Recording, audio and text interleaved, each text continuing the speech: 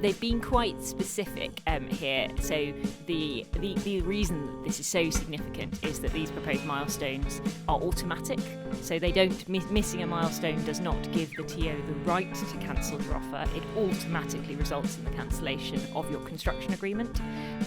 So that's missing the kind of the first set of milestones, things like land rights and planning. So these are likely to be significantly higher impact. There are a couple of exception clauses, but it is designed to be a list of a comprehensive list of allowable exceptions. So unless you meet the letter of one of those, which consist of things like judicial reviews, for example, they are not as flexible as the distribution ENA milestones. So I think we are expecting to have quite a significant impact.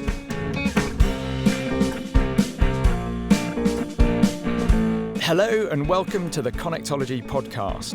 Here, Road Knight Taylor's influential team of elite connection specialists and their expert guests help you to better understand distribution and transmission network connections and how to acquire them faster, for less cost and at lower risk. Welcome to Road Knight Taylor's The Connectology podcast. I'm joined by Catherine Cleary and Nikki Pillinger, and I'm Pete Aston, and we are talking about the most up-to-date grid news and views that we've got for you. So this is our second grid news and views session. So we hope you enjoyed the first one. Lots more to talk about today. So Catherine, I'm going to go over to you to start with. Bring us sort of your juicy nuggets today of grid news and views. Thanks, Pete, and hi everyone. Right, so I think I've got two items up for today. First one, connections reform, so which we've probably heard lots of, but for everyone, this is National Grid's long-term connections reform piece. So we've just closed the window on the consultation response. So Engesso have come out with some kind of proposals about how long-term reform is kind of needed and what they might do to change the connections process. So this is going to change things like applications, how you apply to National Grid for a connection, when you can apply. So they are proposing their preferred approach is what we call a windowed approach. They are proposing that there will be a window, potentially annually, when you can apply. And it'll also change the connections process itself. So what happens after you've made the application and the offer that comes back from National Grid and how that gets kind of developed and your queue position. So quite a lot of information in that consultation sort of documentation. It's about 100 pages long. I think it's probably worth us summarising the fact that they have proposed a preferred option. Road Knight Taylor have responded. I think we know lots of our clients have responded. So, well done, everyone. I think for kind of getting through 100 pages and 30 odd questions, was it? So that's kind of back with National Grid, and I guess we're probably expecting a sort of industry update, maybe sort of end of September, October, in terms of that consultation. And in terms of the consultation itself, it's very much a sort of medium-term plan, isn't it? It's not due to kick in for a couple of years? Yeah, exactly. And this is separate to their strategic initiatives, their 5-point plan or tactical initiatives. So those are the things which they're kind of trying to implement sort of straight away. So this is a longer term view. And I think realistically, we probably are going to expect another consultation. So this did not propose, a final scheme. There's quite a lot still to be discussed, kind of devil in the detail. So I suppose we're expecting to hear more from Engesso as that reform piece goes on, as I say, kind of towards the end of the year.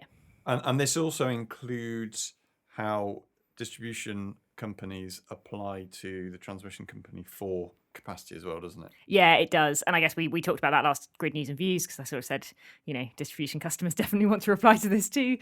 So our Road Knight Taylor's response has already kind of highlighted some issues which we think need resolving to make sure that small distribution customers aren't disadvantaged by the idea of there being one annual window to kind of get these applications in.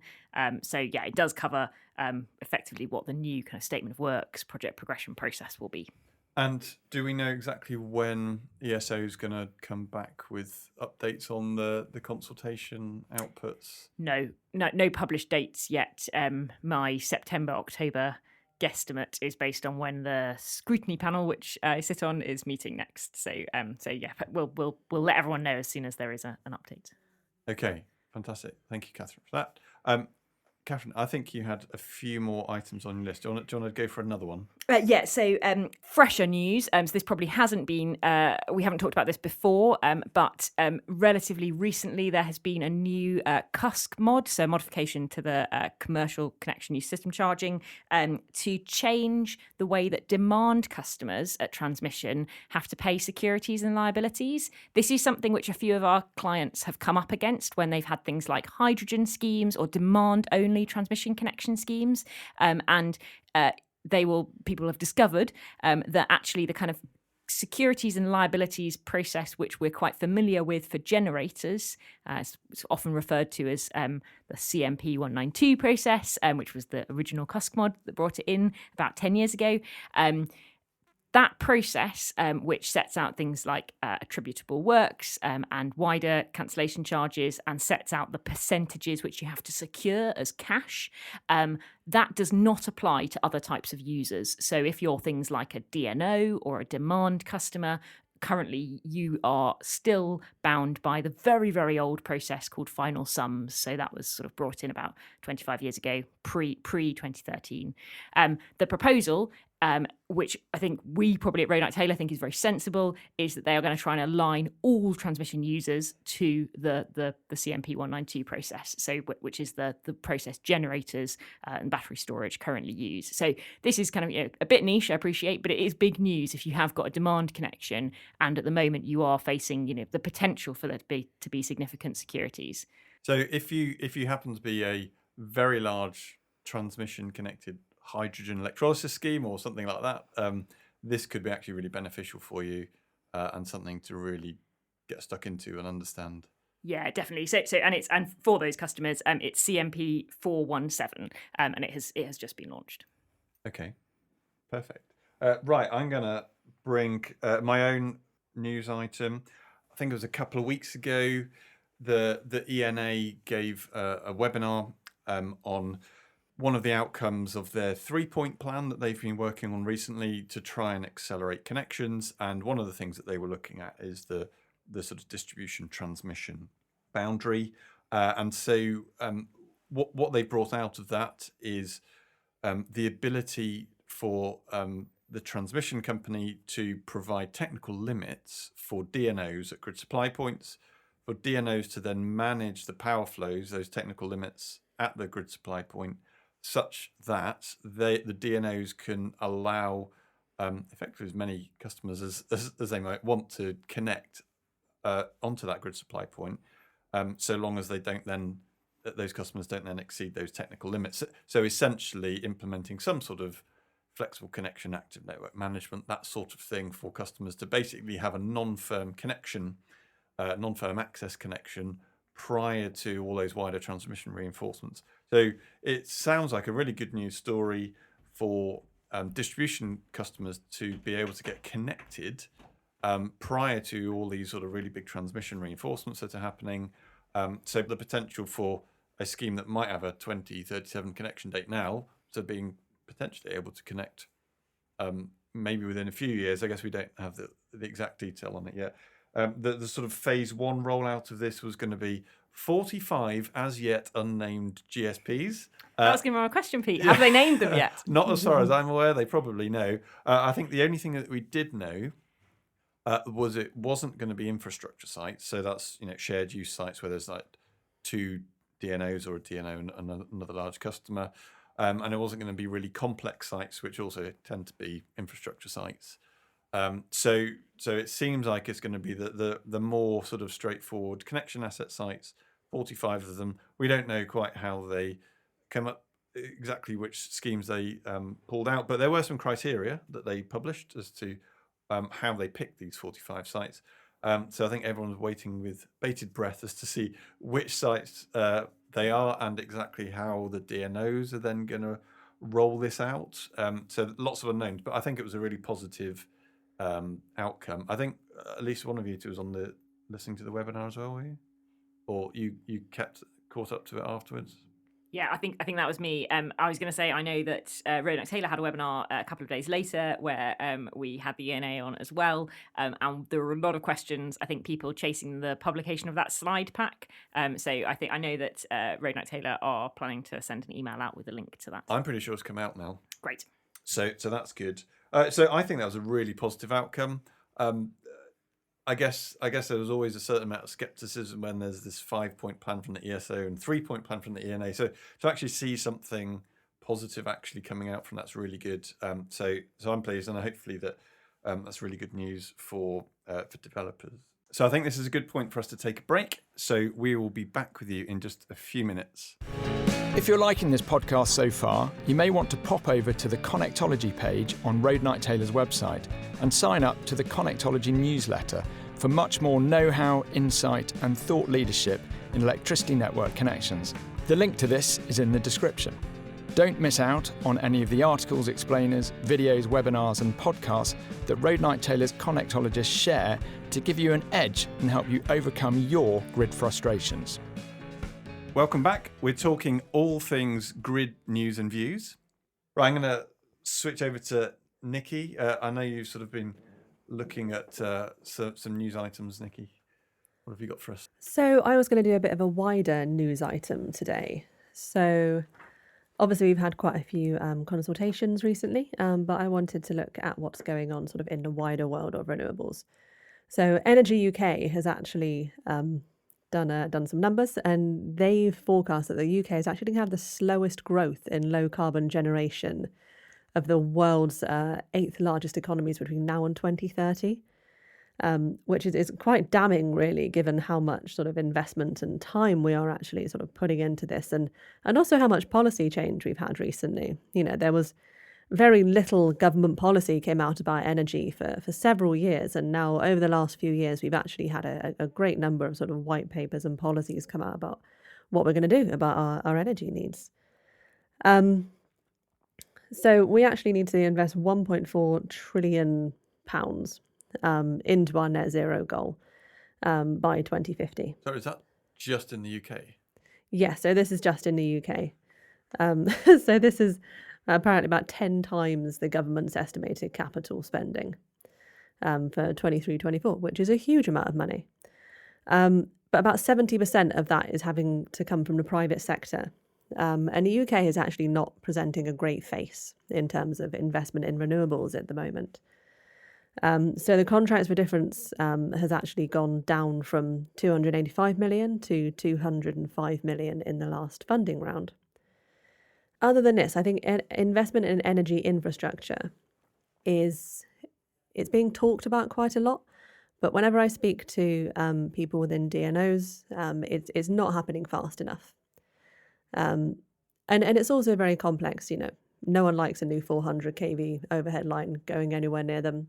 So it's kind of all very well postulating that we can do all of these things, and it's incredibly positive, but it is going to take a long time, and that does need to be sort of thought about. And we've got the NGESO's 5-point plan to actually now look at how we're going to probably utilise the network capacity that we have a little bit better. I think it's interesting at the moment because we've got this sort of climate of we need to do something. But it's almost a little bit limbo in that we've got a lot of developers who are waiting to see what the outcome of the 5-point plan is going to be. We're not quite sure what that's going to be. And it's quite difficult to say to investors and landowners and people that probably don't know as much about the nuances of grid, what we're waiting for and why we're waiting for it. And investors not really having that confidence in, are they going to be able to build batteries quickly enough for them to make money? Is solar going to make money in the middle of the day in the summer? We've had sort of musings in the offshore wind sector that, some offshore wind farms aren't going to be able to get built on their current contracts for difference levels just because everything's increased so much recently.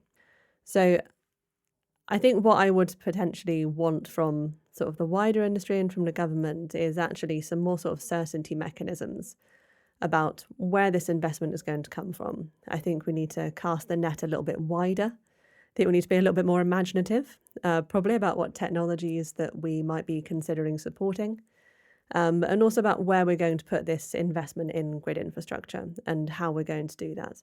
I know we've spoken about SGT charging quite a lot, but we do need to have that investment put in so that people actually have the confidence that they can go and build a project without that risk that they might have a £10 million bill for an SGT at the end of it.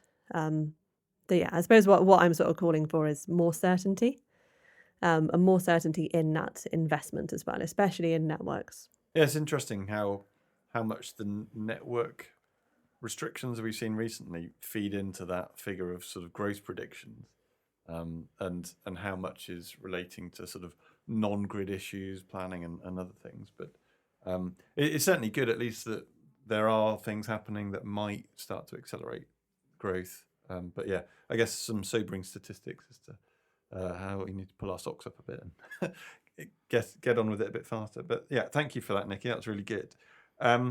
Before I hand over to Catherine for another item, I just wanted to pick up on something that Nikki just mentioned, which was the issue of how we charge for supergrid transformer reinforcements.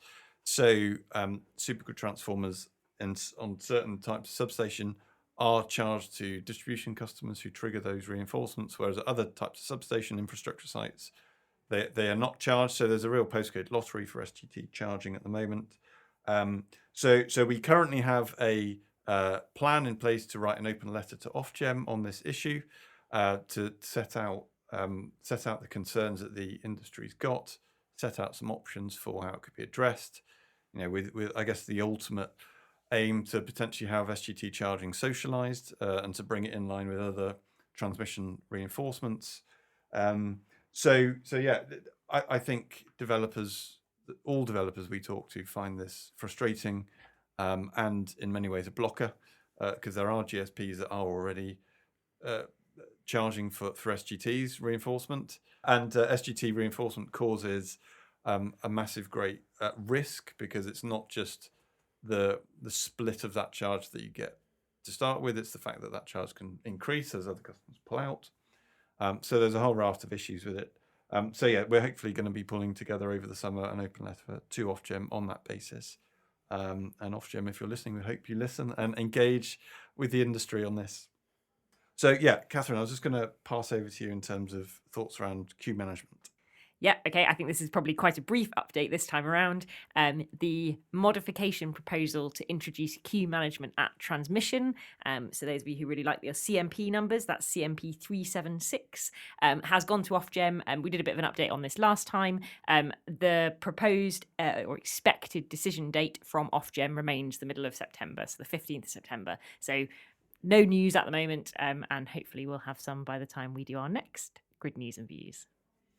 Yeah, okay, and that's going to have quite big implications for lots of transmission connected schemes, and especially because Ofgem have got quite a few options, haven't they, as to how those milestones might be retrospectively passed on to existing schemes. I think that is the big one, really. There were over 11 alternative proposals that were taken to Ofgem.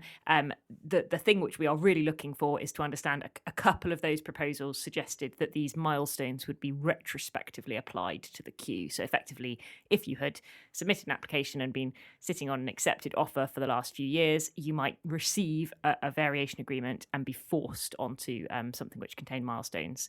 Or they might opt for a softer approach, which just meant that anytime a customer varied their connection, so the next time you had to submit a mod app to move a date or to change technology parameter, then you would receive something which had milestones in it. So a kind of gradual shift to get everyone onto milestones. So that's the kind of big decision which we're waiting for. Yeah, and when that comes out, we'll all have to digest it, and then there'll be lots of conversations with developers to go, well, this is what the decision was. What does this then mean for your schemes, and what's the strategy to deal with it? I guess it probably is worth saying, developers should very much be looking at their transmission portfolios in terms of if they're expecting to need to put forward mod apps on schemes. Do they want to do that now, as opposed to waiting potentially until after September? I guess the earliest implementation date that we're talking about this could be October this year.